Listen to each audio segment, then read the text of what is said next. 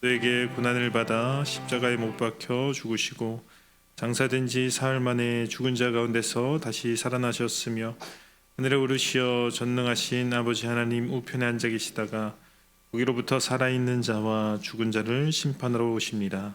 나는 성령을 믿으며 거룩한 공교회와 성도의 교제와 죄를 용서받는 것과 몸의 부활과 영생을 믿습니다. 아멘. 찬송가 449장 함께 찬양하겠습니다.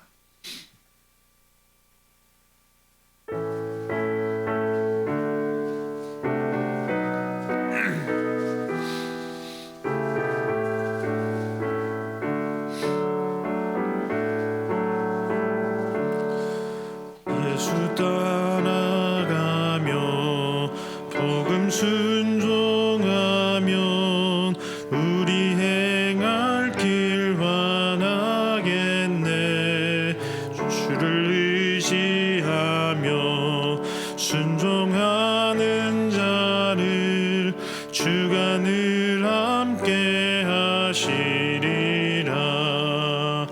의지하고 순종하는 길은 예수 안에 즐겁고 복된 길이로다.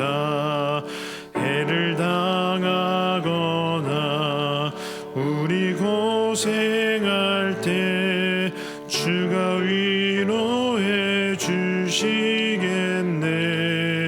주를 의지하며 순종하는 자를 주가 안위해 주시리라.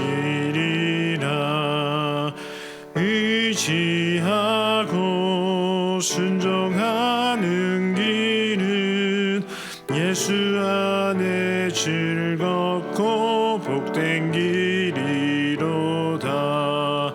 남의 짐을 지고 슬픔 위로하면 주가 상급을 주시겠네. 주를 의지하며 순종하는 자를 항상 복 내려 주시리라. 의지하고 순종하는 길은 예수 안에 즐겁고 복된 길이로다. 우리 받은 것을 주께 다 드리면 우리 기쁨이 넘치겠네. 주를 의지하며 순종하는 자를 은혜 풍성케 하시리라. 의지하고 순종하는 길은 예수 안에 즐겁고 복된 길이로다. 주를 힘입어서 잘 배우고 주를 모시고 살아가세.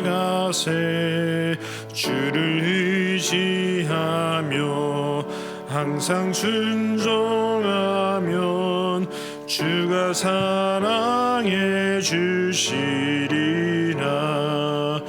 의지하고 순종하는 길은 예수 안에 즐겁고 복된 길이로다.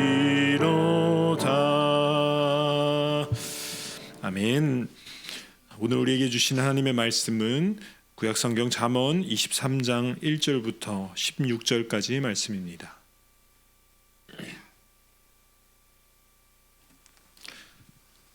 잠언 23장 1절부터 16절까지 말씀입니다.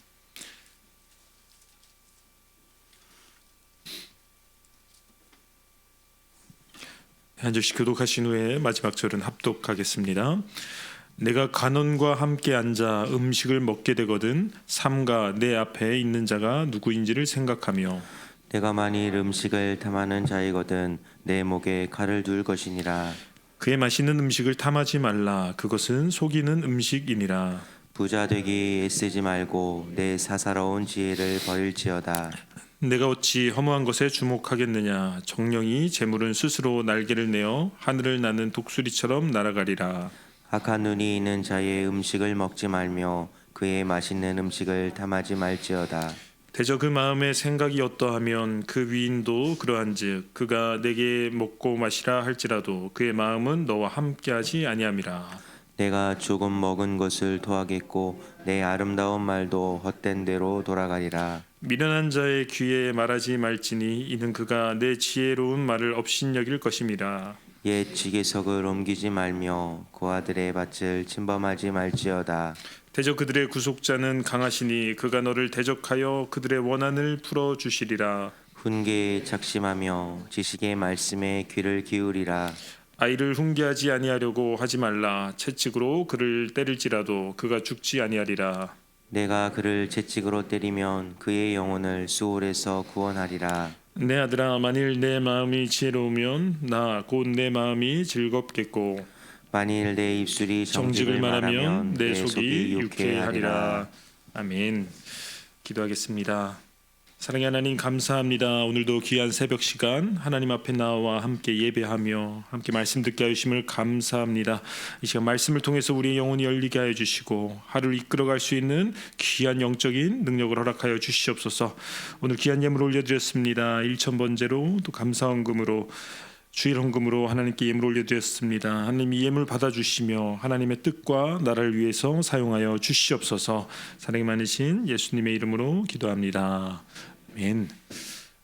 네, 오늘 다시 잠언 말씀으로 돌아왔습니다. 근데 오늘 말씀 묵상하면서 오늘 말씀 가운데서 제가 성경을 읽는 중에 가장 충격을 받았던 말씀 중에 한 말씀이 오늘 본문 말씀에 나오고 있습니다. 그래서 2절 말씀 보시면 이렇게 되어 있습니다. 네가 만일 음식을 탐하는 자이거든 내 목에 칼을 둘 것이니라. 제가 어렸을 때부터 신앙생활하면서 성경을 보면서 가장 충격을 받았던 말씀, 이런 말씀까지 성경에 나오나. 그래서 음식을 탐하거든 목에 칼을 대라라는 말씀을 보면서 또 이 말씀이 충격이었던 이유 중에 하나가 뭐냐면 제가 한 15년 전까지만 해도 한 20년 전까지만 해도 지금보다 한 15kg, 20kg 더 쪄 있었습니다. 네, 그때 부흥회를 참석을 했는데 오전 집회였습니다. 아직도 그 자리와 그 말씀이 생생하게 기억납니다. 저는 부흥회 강사님들 중에 이 2절 말씀 가지고 설교를 하신 분을 처음 봤어요. 그래서 음식을 많이 먹거든 목에 칼을 대라. 그래서 이 과식하고 대식하는 거에 대해서 엄청나게 뭐라고 하시더라고요. 근데 제가 그때 살이 막 쪄 있었잖아요. 그 가운데서 그 집회에 딱 참석해 있는데 막 가시방석 같은 거예요. 그 자리에 앉아 있을 수가 없는 거예요. 다 저만 쳐다보고 있는 것 같고 다 저에게만 하는 얘기 같은 거예요. 그래서 이 말씀 보면서 이제 그 말씀 듣고 마음에 찔림은 있었는데 또 그 다음부터 어떻게 했을까요? 소식했을까요? 아니, 과식하면서 마음에 찔림은 있었습니다. 목에 칼을 대라, 목에 칼을 대라. 지금 한 20년간 많이 먹을 때마다 이 말씀이 저를 짓누르는 그런 말씀 중에 하나로 기억하는 말씀입니다. 또 우리 부여중앙교회 와서 처음 새벽 예배 설교를 하는데 이 말씀이 또 등장하는 거예요. 그래서 뭔가 운명인가? 과식하지 말라는 운명과 같은 말씀이 나에게 주어지는 건가라고 생각을 하는데, 사실 알고 봤더니 이 말씀을 그냥 2절만 딱 떼어놓고 보면 많이 먹지 말라, 과식은 좋지 않은 것이다, 욕심 부리는 것이다 라고 생각하는 그런 말씀이지만 이 문맥의 흐름을 쭉 같이 묵상하다 보니까 사실 이 말씀이 그런 의도가 아니었더라고요. 제가 지금 한 20년 만에 그 모든 어떤 짐과 목에 칼을 대고 살아오던 그 모든 억눌림 속에서 자유로워지는 역사가 일어났습니다. 이 말씀 묵상하면서 이 말씀을 쭉 봤더니 특별히 이 문맥과 흐름 속에서 보면 이 말씀이 가지고 있는 의도가 무엇인지를 알 수가 있습니다. 그래서 1절 말씀을 먼저 같이 보시면 이렇게 되어 있습니다. 네가 관원과 함께 앉아 음식을 먹게 되거든 삼가 내 앞에 있는 자가 누구인지를 생각하며 라고 되어 있습니다. 조건이 하나 붙는 거예요. 어떤 조건이 붙냐면 관원과 함께 식사를 할 때라는 조건을 붙는 것입니다. 저 아직도 이해가 안 되는 게 그때 당시 그 목사님이 이걸 얘기를 안 해줬어요. 그러니까 그냥 아무 조건 없이 많이 먹지 말라고만 얘기를 했더니 그냥 그런 줄 알고 살아왔던 거죠. 근데 1절 말씀 보니까 조건이 붙는 거죠. 어떤 조건이요? 관원과 함께 식사를 할 때. 네가 관원 앞에서 십사를 할 때 어떻게 하라고 나와 있습니까? 삼가 내 앞에 있는 자가 누구인지를 생각하며 내 앞에 있는 자가 누구인지를 생각하라. 그 다음에 그와 함께 먹을 때 네가 음식을 탐하는 자이거든 목에 칼을 대라라고 얘기를 하는 거예요. 그러면 이 말씀에서 가장 중요한 게 첫 번째로 뭐냐면 우리가 먼저 생각해야 될 것은 관원과 함께 식사할 때라는 조건을 먼저 생각해 봐야 됩니다. 이게 어떤 상황인가? 관원이란 사람은 누구인가? 관원이란 사람을 봤더니 히브리어로요. 그냥 조금 높은 사람이 아니라 통치자, 주권자, 왕이라는 단어를 가지고 있습니다. 그러니까 너희가 통치자, 왕과 함께 식사를 할 때라는 것은 무엇을 의미합니까? 내 인생에 결정적인 기회가 왔다. 정말로 어떻게 보면 가장 영광스러운 자리.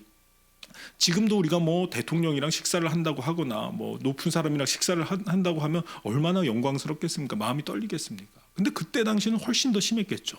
그러니까 왕이랑 식사를 하는 내 인생의 가장 중요한 기회이자 가장 영광스러운 자리에 있을 때 어떻게 하라고요? 정신 차려라. 네 앞에 누가 있는지를 생각해라. 그래서 이 말씀이 저에게 정말 은혜가 됐던 말씀은 뭐냐면 내가 지금 이 사람, 내 앞에 앉아있는 이 높은 관직을 가지고 있는 이 사람이 내 인생을 책임져 줄 것인가? 내 인생에, 내 직장에, 내 사업에 정말 이 사람이 나에게 도움을 주고 기회를 줄 거라고 생각했지만 그때 이 말씀은 무엇을 깨닫게 해주시는 것입니까?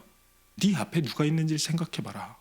그래서 이 말씀을 보면서 어떤 마음이 먼저 들었냐면 어떤 묵상을 먼저 했냐면 내가 사람 앞에 있을 때 내 앞에 누가 있는지를 먼저 생각해라. 내 앞에 누가 있습니까? 물론 육적인 눈으로 봤을 때는 사람이 있고 그 사람이 나를 도울 것 같고 그 사람이 나를 인도할 것 같지만 결국 우리 그리스도인들은 내 앞에 누가 있다고 생각해야 됩니까? 하나님. 우리를 인도하고 우리를 도우시고 우리를 복주시는 분이 누구입니까? 하나님. 근데 우리는 어떻게 생각하냐면 우리가 육체의 눈을 뜨고 살아가기 때문에 내 앞에 있는 이 관원, 왕, 나에게 기회를 줄 수 있는 사람, 나에게 가능성을 열어줄 수 있는 사람, 이 사람이 나를 이끌어줄 거라고 생각하고 정신을 못 차리고 있다는 것이죠. 그래서 이 말씀처럼 뭘 하라는 거예요? 먼저 생각해라. 그 다음에 뭐라고 돼 있냐면 2절 말씀을 다시 보시면 이렇게 돼 있죠. 네가 만일 음식을 탐하는 자이거든 내 목에 칼을 둘 것이니라. 이 사람에게 잘 보이려고 막 애쓰고 노력하지 말라는 거예요.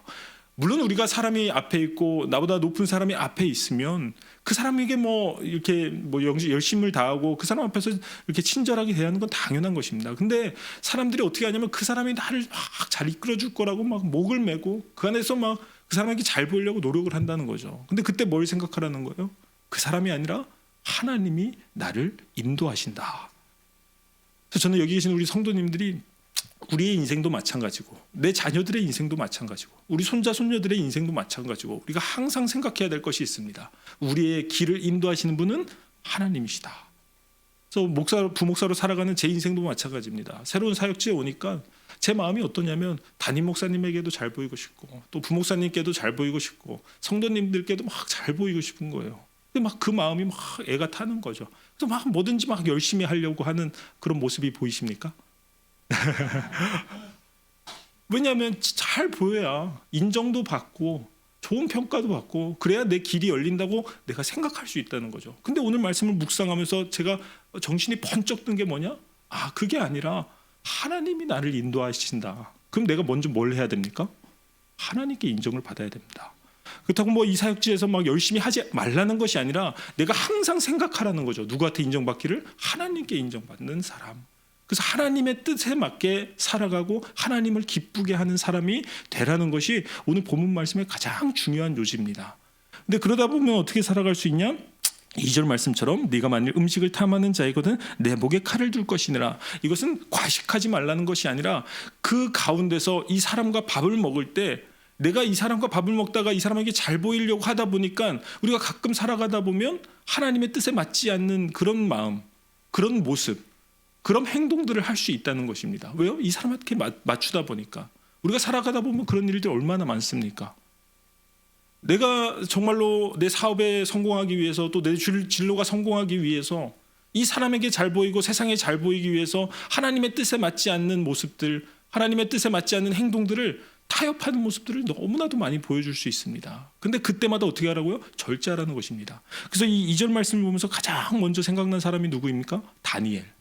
그러니까 다니엘의 모습과 똑같은 것입니다.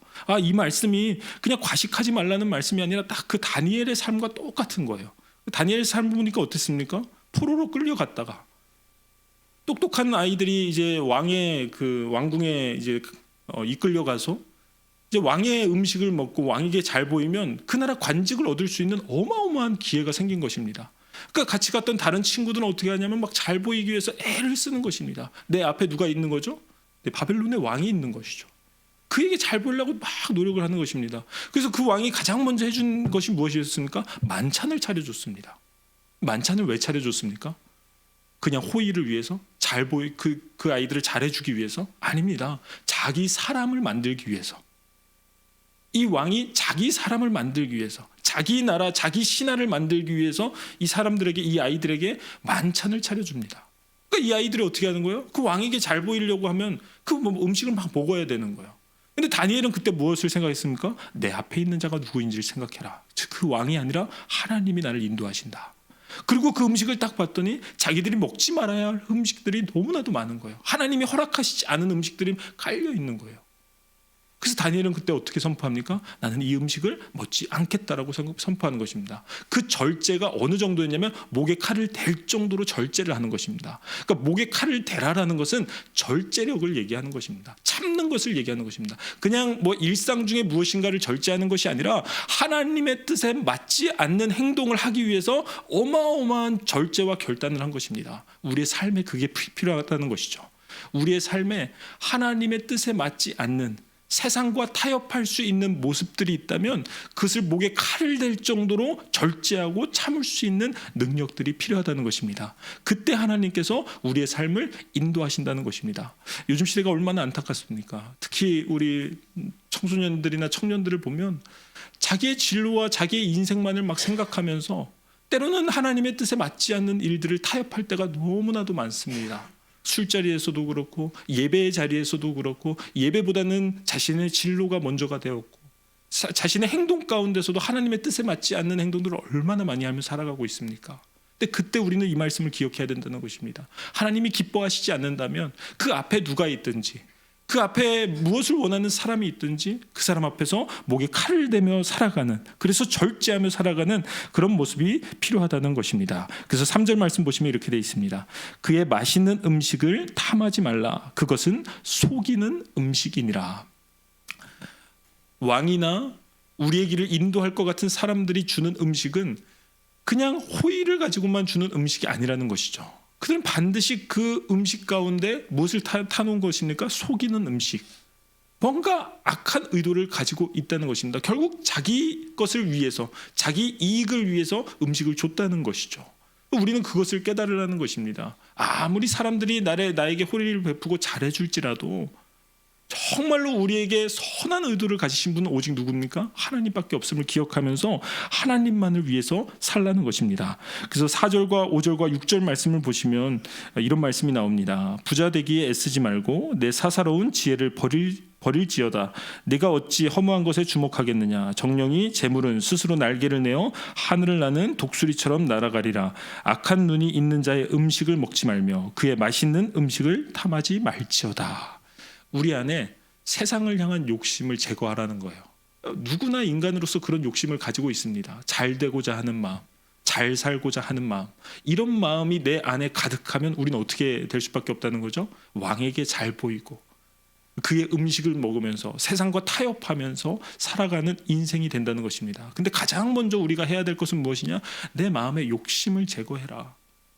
내가 막 잘 되기 위해서 내 마음이 가득 차서 살아간다면 우리는 세상과 타협할 수밖에 없다. 그 말은 무슨 말입니까? 그럼 아무 욕심 없이 살아가라는 겁니까? 그냥 이렇게 허무하게 인생에 다 좋은 건 좋은 거다 이렇게 살아가라는 것입니까? 그게 아닙니다. 무엇만 바라면서 살아가야 되냐면 하나님의 뜻과 나라를 생각하며 하나님의 뜻을 위해 살아가다 보면 누가 인도하시는 겁니까? 하나님이 인도하시는 것입니다. 그러니까 내 욕심을 위해서 살아가는 것이 아니라 하나님의 뜻을 위해서 살아가다 보면 하나님께서 그 길을 인도하신다는 것입니다. 그래서 다니엘의 꿈은 총리였던 적이 한 번도 없습니다. 나는 여기 와서 잘 돼서 총리가 될 거다라는 꿈을 가진 적이 한 번도 없습니다. 다니엘의 꿈은 오직 뭐였습니까? 하나님의 뜻, 거룩함. 내가 절대로 이 땅 가운데서는 이 거룩함을 버리지 않겠다. 그래서 그는 거룩하게 살아가는 것, 하나님이 기뻐하시는 인생으로 살아가는 것이 다니엘의 꿈이었습니다. 그때 누가 높이셨습니까? 하나님이 저절로 높이셨습니다. 다니엘은 한 번도 총리가 되어보고 싶은 적이 없었습니다. 근데 하나님이 일하셔서 거의 사선을 총리를 하는 놀라운 역사를 받게 된다는 것입니다. 저는 여기 계신 우리 성도님들도 그런 인생 되길 소망합니다. 우리 자녀들과 우리 손자 손녀들도 좀 이런 가르침이 있고 또 이런 마음을 가질 수 있도록, 그냥 내가 잘 되기 위해서, 내가 좀 잘 먹고 살기 위해서 살아가는 것이 아니라 그 욕심을 다 버리고 하나님의 뜻을 위해 살아가다 보면 하나님이 우리의 인생을 책임져 주시고 또 하나님이 우리의 길을 인도하신다는 것을 기억하시면서 오늘 아침 기도하실 때도 이 말씀 묵상하시면서 내 앞에 있는 분이 누구인가, 나를 인도하시는 분이 누구인가, 내가 잘 보여야 될 분이 누구인가. 그래서 내가 정말 내 안에 욕심을 따라 살아가는 인생이 아니라 하나님의 뜻과 하나님의 마음을 기쁘게 하는 자들로 살아갈 수 있도록 기도하시는 우리 성도님들 되시길 간절히 소망하겠습니다. 기도하겠습니다.